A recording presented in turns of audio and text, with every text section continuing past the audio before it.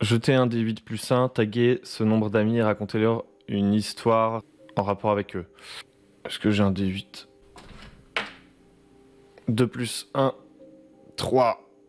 Anecdote récente qui était sympathique dans une campagne de Donjons et Dragons qu'on a lancée. On est à la 5e session. Il y a eu un mort à la 4e session de cette campagne. Et franchement, c'était assez épique. C'était un assez beau moment de jeu de rôle. Je vous explique un petit peu la scène, l'ambiance. En gros, c'est le scénario que je vous avais présenté dans des vidéos précédentes, qui a été joué sur plusieurs semaines consécutives. Enfin, c'est cette campagne-là. Je vous mets les liens dans la description si vous voulez un peu plus de contexte. Grosso modo, c'est l'hiver. Les PJ sont dans une ville qui est affamée et tout, et ils sont envoyés dehors pour aller voir ce qui se passe. Peut-être ramener de la nourriture, etc., etc. De fil en aiguille, boum boum boum, ils ont des aventures et tout. Et à un moment donné, sur la route du retour pour retourner dans la ville, le alphelin rôdeur du groupe propose qu'on passe par sa ferme qu'il a abandonnée. Parce qu'en gros, la région est en état de siège, donc tout le monde s'est regroupé dans une ville fortifiée pour l'hiver. Et là, pendant leur sortie, ils peuvent repasser par sa ferme à lui, et lui, il estime qu'il va y avoir de la nourriture qui va pouvoir, qui n'aura pas été touchée dans sa cave. Il a une sorte de réserve secrète de saucisson, quoi. C'est un alphelin.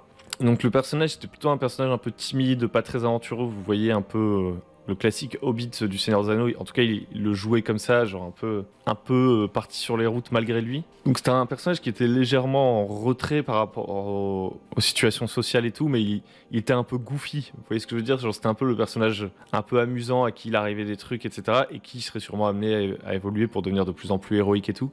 Mais bon voilà, c'était un personnage rigolo. Et donc les PJ décident de se rendre à sa ferme pour voir si ils vont pouvoir récupérer de la nourriture. Et moi, comme je suis très malin, évidemment, j'ai mis un monstre dans cette ferme, sinon ce n'est pas amusant.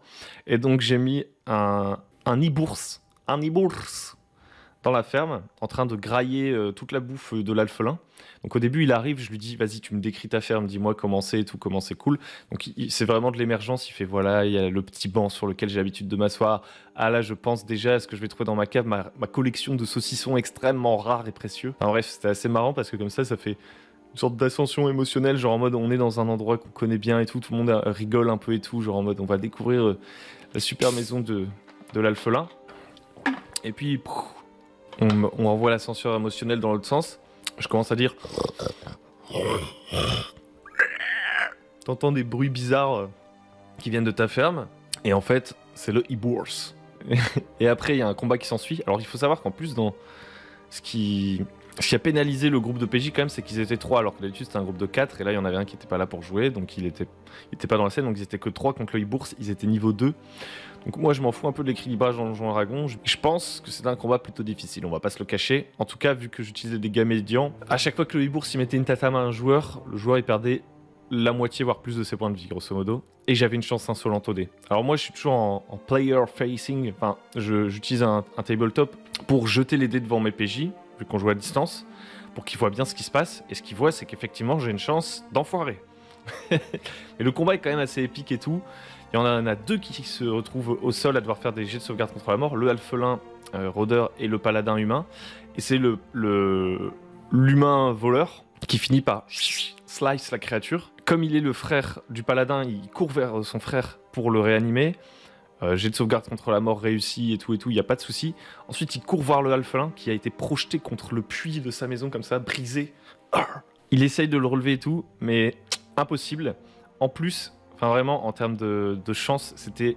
Je sais pas, il y avait un truc vraiment intense dans les jets de sauvegarde contre la mort. Il avait 2... Moi, j'autorise à utiliser les points d'inspiration de manière assez libre. Il utilise ces 2 points d'inspiration pour relancer ses jets de sauvegarde contre la mort. Enfin, en fait, il utilise le sien et celui d'un autre joueur qui lui donne. Et donc, il avait quand même de bonnes chances de s'en sortir parce qu'il pouvait relancer ses jets de sauvegarde contre la mort et tout. Ça n'a pas suffi. Et en plus, c'est resté tendu du début à la fin. Vous voyez? Comme si la mécanique et le hasard s'étaient parfaitement alignés pour créer la parfaite tension. Le fait qu'il fasse un échec, une réussite, un échec, une réussite, un échec, une réussite au jet de sauvegarde contre la mort, ça a permis de, jusqu'au bout, y croire en fait qu'il pourrait se relever. Ou, si la chance n'avait pas été de son côté, ça aurait fait que jusqu'au bout, on aurait cru qu'il allait mourir. Vous voyez ce que je veux dire? Donc c'était nickel. Et finalement, il meurt à 2 pas de sa ferme qu'il avait pas revue depuis plusieurs mois et tout. Et du coup, on a fait qu'il raconte comme ça comment il, entre guillemets, il part au paradis, etc. J'avais mis une petite musique et tout. Enfin, au paradis. Il tombe dans une sorte de rêve où finalement il est heureux, c'est plus l'hiver, il fait beau, c'est l'été, il y a un soleil levant pas loin, il est en train de fumer sa pipe sur son banc, rien de tout ceci ne s'est passé, il a le sourire aux lèvres, etc. On fait la petite scène comme ça un peu émotionnelle et franchement c'était assez cool. C'était un bon moment. En plus, le joueur a parfaitement accepté le fait que son personnage meure, ce qui pour moi est un signe de bon joueur, qui comprend qu'on n'est pas... que c'est un jeu, qu'on est toujours en train de jouer et qui fait pas subir sa frustration à tout le monde, qui au contraire embrasse la scène et l'émotion qui pourrait être créée par cette scène. Ça, je trouve que c'est vraiment très très bien. Donc voilà, première anecdote. Oula, cette vidéo va être plus longue que les autres. Je me perds un peu dans mes anecdotes. Je vais essayer de faire plus court pour les deux suivantes. Une autre anecdote que j'ai, c'est dans une campagne de... C'est encore du Donjon Dragon. Qu'est-ce qui se passe? Une campagne de dragon, en l'occurrence. C'est la même chose, grosso modo, en termes de règles, c'était la même chose. Donc je vous en ai déjà parlé de cette campagne, il me semble. C'est celle où je vous avais un peu montré ma table dans la vidéo sur ce qui se passe derrière l'écran du MJ. Pareil, je vous mets un lien en description. Dans cette campagne-là, en fait, les PJ sont un peu dans une jungle et tout. Ils voyagent en fait avec un bateau, ils se crachent sur une île. C'est un peu Lost. Et sur cette île, en fait, dans les souterrains, etc. En fait, il y a plusieurs enjeux majeurs. Il y a 2-3 enjeux. Je vous l'ai dit vite fait. Il y a une sorte de culte qui essaye de réanimer des démons, un truc hyper classique dans la jungle et tout, et qui ont pris un peu le contrôle de tribus de singes mutants. Il y a des elfes qui sont sur l'île et qui essayent de prendre le contrôle a priori, donc il y a une sorte d'affrontement entre les elfes et la population locale qui vit dans un comptoir, donc il faut protéger le comptoir, etc. Et en fait l'enjeu caché, en fait il n'y a pas vraiment 3 enjeux, il y en a plutôt 2, l'enjeu caché c'est que parmi ces elfes, il y en a un qui est venu sur l'île, non pas juste dans l'idée de la conquérir, comme le laisse présupposer la couche de façade du scénario, mais qui en fait sait que dans les souterrains de l'île, il va pouvoir trouver des anciens artefacts, des anciennes technologies, qui vont lui permettre de prendre le pouvoir et de s'attaquer à sa hiérarchie et de détruire les elfes en fait. C'est un elfe qui est devenu misanthrope, et du coup elfanthrope, je sais pas. Je me trompe de mots peut-être. Comment on dit les gens qui aiment pas les autres gens, qui détestent l'humanité?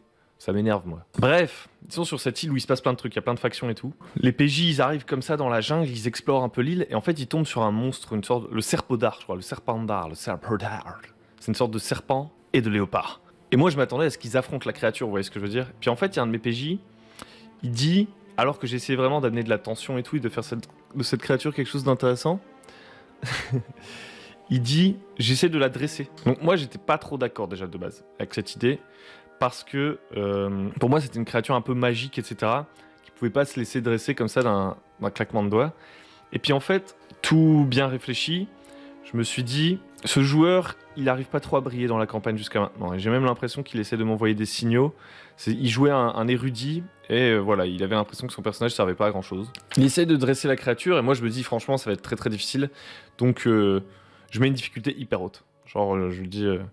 je veux lui laisser sa chance, mais je mets une difficulté hyper haute. Et il fait un coup critique. Et donc quand il y a un coup critique, souvent on a l'effet un peu genre en mode il faut qu'il se passe un truc rigolo.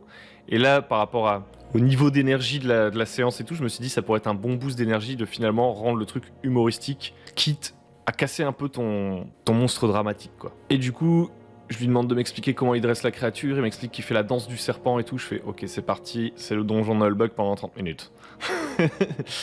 Et finalement, ça a donné lieu à une scène quand même assez sympa, assez drôle, parce qu'en fait, comme ils avaient réussi à dresser le serpodar, ils ont pu ensuite se rendre dans un village de kobolds qu'ils avaient vu plus tôt, et finalement devenir les chefs du village de kobolds avec plein de moyens, une fois de plus un peu goofy. Goofy. Parce qu'en fait, le serpodar, c'était un peu la divinité, le monstre qui faisait peur au village de kobolds, et comme ils l'avaient maîtrisé, les gens étaient impressionnés, et ils ont fait des épreuves pour voir qui serait le nouveau chef des kobolds, et c'est je sais plus lequel des PJ d'ailleurs, mais en tout cas qui a réussi ces épreuves en se déguisant en kobold. Enfin vraiment c'était un peu ridicule, mais voilà, c'est une anecdote récente d'une partie où, alors que j'essayais d'amener quelque chose d'assez sérieux, à un moment de la partie je me suis dit hop, c'est pas grave, pour cette fois-ci on va passer sur un truc un peu plus rigolo. Et je pense que ça a rattrapé la soirée, ça a fait rigoler pas mal de monde parce que la partie était pas tip top, c'est des choses qui arrivent, et ça a pas empêché que la semaine suivante, quand on a refait une partie, dans la même campagne, le ton revienne assez bien et tout. Troisième anecdote, mais j'ai peur de l'avoir déjà raconté, mais bon tant pis, je la raconte. Une fois on avait fait une partie, c'était un jeu de pirate un peu que j'avais improvisé, où grosso modo, Les règles, c'était on jette 2d6, on doit faire plus que sa carac. C'était vraiment un jeu fait sur le pouce. Et ensuite, chaque joueur pouvait choisir pour son personnage un pouvoir.